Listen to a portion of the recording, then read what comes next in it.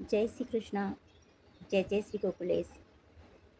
सभी के हृदय में विराजे प्रभु को मेरा आत्मिक प्रणाम। बहुत सोचा, जो कुछ भी ये सब चल रहा है आखिर इसका परिणाम क्या आएगा, क्या मिलेगा। सब कुछ ये धरा पर ही रह जाना है। सभी को आत्मिक निवेदन कि कुंभकर्ण को मत शर्माओ। एक बात है कि हम ना समझ को समझा सकते हैं, जिन्हें कुछ भी समझ में नहीं है ना, हम उसे समझा सकते हैं। लेकिन ऐसे समझदार जो समझना नहीं चाहते हैं, जानते सब कुछ है, क्या सही है क्या गलत है, क्या नहीं करना चाहिए, लेकिन फिर भी नहीं बदलना चाहते या नहीं सुधरना चाहते, समझना ही नहीं चाहते, उन्हें कोई नहीं समझा सकता। मैं तो वो गोस्वामी बालक जिनकी बेटी की शादी नहीं हो रही है या जिनकी शादी होकर डिवोर्स लेके घर पे है, वो सभी को एक आत्मीयता पूर्वक ये कहना चाहती हूँ कि एक बाप बनकर भी तो सोचिए। थोड़ी देर के लिए भूल जाओ, ये सब कुछ साइड पर रख दो, वल्लभ कुल सब कुछ साइड पर रख कर केवल एक बेटी के बाप की तरह सोचो। कहीं ना कहीं ऐसा कोई कर्म कभी ना कभी आप लोगों से हुआ होगा, किसी की बेटी की हाय लगी होगी, जिसके परिणाम स्वरूप आपके बेटियों का ब्याह नहीं हो रहा, कुछ भी काम नहीं आ रहा, ना आपका रुतबा, ना आपका ये कीर्ति, मान, पद, पैसा। क्यों? माँ बाप की करने का फल भुगतना पड़ता है बच्चों को, ये सत्य है। और जो औरतें ऐसी है जो पति को परमेश्वर मानकर बैठी है और उनके पति ऐसे अंगीकार प्रथा में शामिल है या जो उसको बढ़ावा दे रहे हैं और जिसको सही मान रहे हैं, तो वो औरतें अपने पति को परमेश्वर मानना बंद करें और माध्यम बनो पति को परमेश्वर तक पहुंचाने का। स्त्री चाहे तो क्या नहीं कर सकती, चाहे तो स्वर्ग बना ले, चाहे तो नरक बना दे।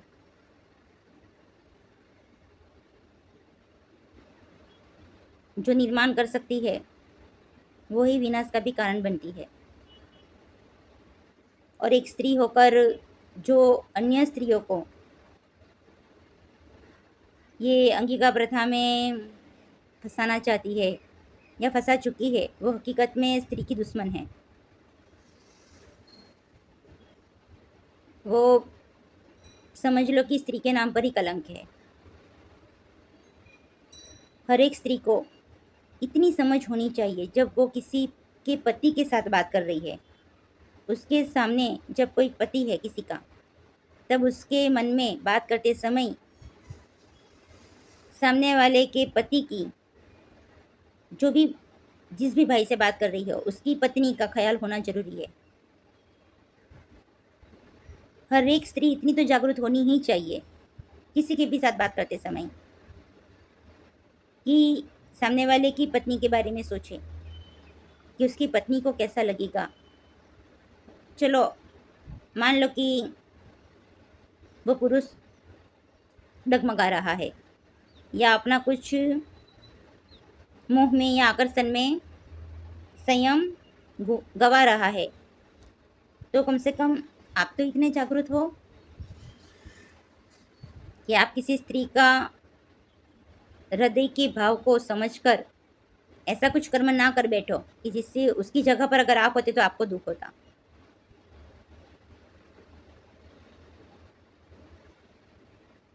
ये विचार से समाज को कुछ मिलने वाला नहीं है। या तो फिर ऐसा करना पड़ेगा कि हम वैष्णवों को ही, जो जागरूक है, जो अंगिका प्रथा के विरुद्ध में है, उन्हें ये जो पूरी टोकरी है आम की, उसमें से बिगड़े हुए आमों को बाहर निकाल देना पड़ेगा। एक प्रण ही ले लेना होगा कि अपने बच्चों की जब शादी करने का समय आए, पहले से ही ये सब कुछ जांच कर ले कि क्या वो सामने वाला अंगिका प्रथा में शामिल है या नहीं है। ना तो उसके घर की बेटी चाहिए, ना तो हमें अपनी बेटी वहाँ देनी है। बिगड़े हुए सारे आम बाहर टोकरी के। फिर वो व्यभिचार व्यभिचार खेला करे जहाँ तक उनको मन हो खेलने का,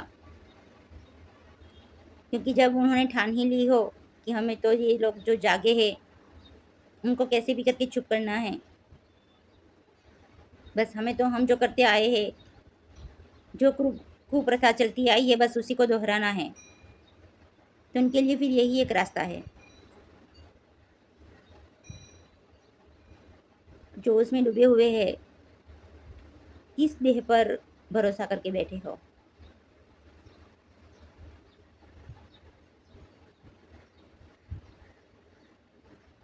एक पलड़े में पूरे जीवन का ये जो गणित सुख मिला हो वो रख दो, और दूसरे पलड़े में खाली 2-4 मिनट का प्रभु के एहसासों को जो महसूस किया हो वो रख दो। दावे के साथ कहती हूँ कि वो खाली 2-4 मिनट आपके पूरे जीवन पर भारी पड़ेगी। सारे गणित सुखों का पूरे जीवन में जितने भी समझो कि भोगे हो, जितना भी आप भोक्ता बने हो, वो सारे पल आपके सुख फीके पड़ जाएंगे वो 2-4 मिनट के सामने। फिर भी अगर वो आकर्षण से, वो मोह से बाहर नहीं आ पाते हो, तो कोई नहीं, आप लोगों को कोई मतलब प्रभु भी बदल नहीं सकते आपको, क्योंकि जिन्हें कुछ समझना ही नहीं है, जो सब कुछ जानता है, उसके बावजूद भी अगर इसमें लिप्त है, इतना कुछ हो रहा है, सब कुछ सामने आ चुका है, फिर भी अगर वो नहीं बदलना चाहता, सोए ही रहना चाहता है कि बस हम तो अपनी मस्ती में मस्त है, हमको सोने दो, तो कुंभकर्ण के साथ रेस में हो, और तो क्या कहे। और जो औरतें सब कुछ जानने के बावजूद चुप है ना, उन पर सच में सवाल हो रहा है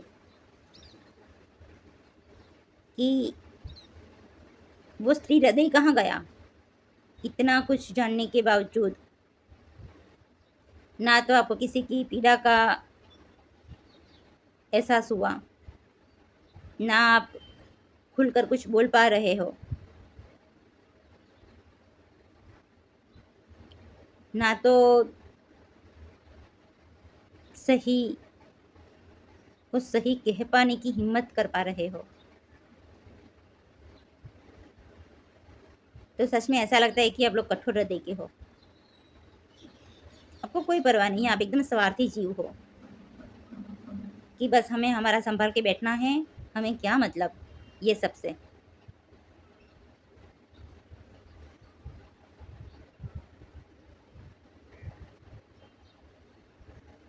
इस स्वार्थी जीवन से कुछ नहीं होगा। अगर लौकी की नजरिया है, लौकी की समझ आ रहा है सब कुछ, पूरी तरह से दुनिया क्या सोचेगी यही ख्याल है अगर मन में, तो उसी रीत सही सही ये सोचे कि जब हम देश छोड़कर जाएंगे तो लोग क्या कहेंगे। सिर्फ अपने लिए जिए तो क्या जिए।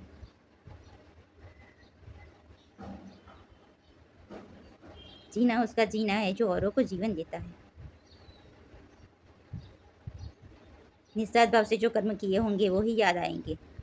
हम तो सब चले ही जाने वाले हैं। हर एक का अपना समय आएगा, सब चले जाएंगे। कोई यहाँ अमर पटा तो लिखवा के आया नहीं है, पर याद वो रह जाएंगे जो औरों के लिए कुछ कर गए होंगे निस्वार्थ रूप से। कोरोना के समय में स्मशान में इतनी लाइनें लगी, तो सभी ज्ञानी जन ये सोचे कि अगर प्रभु ने हमें आज जिंदा रखा है तो क्यों रखा है। क्या ये गाना गाने के लिए कि जिंदगी ना मिलेगी दोबारा, चलो ऐसो आराम कर लो। जितना व्यभिचार कर सकते हैं कर लेना चाहिए, क्योंकि जिंदगी नहीं मिलेगी दोबारा। ये मौका मिले ना मिले, चलो व्यभिचार में डूब जाओ। क्या इसलिए भगवान ने कोरोना में हमको ऊपर नहीं उठा लिया। सच में कोई तो वजह होगी ना कि प्रभु ने हमें रखा है। तो क्या गलत कर्म करने के लिए कि गलती करते रहे, बस जो करते आए वही करते रहे। सच में जिंदगी नहीं मिलेगी दोबारा, तो फिर यही एक है मौका कि जो भी करना है अच्छा, क्योंकि यही एक तो देह है, मनुष्य देह, जिससे हम प्रभु प्राप्ति कर सकते हैं सदेह। बाकी तो फिर मिलती ही रहेगी कोई ना कोई योनियों में निम्न कक्षा की।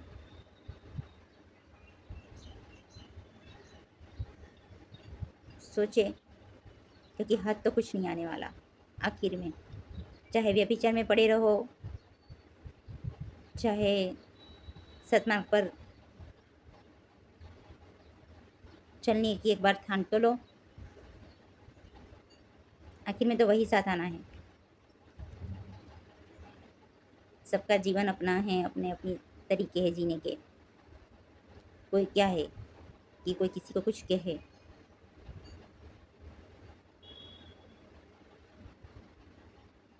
कहा तो उसे जाता है जो बेचारा एकदम छोटा है, छोटा सा सीड में से थोड़ा थोड़ा प्लांट हो रहा है। उसको हम जहाँ चाहे वहाँ दूसरी जगह प्लांट करके कर सकते हैं। लेकिन बड़े से ट्री को अगर एक जगह से हटाकर दूसरी जगह पर करने जाए तो वो सूख जाएगा,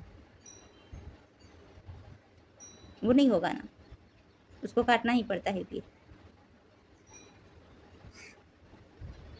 और सबसे बड़ा वैष्णव तो ये ट्री ही है, वनस्पति ही है।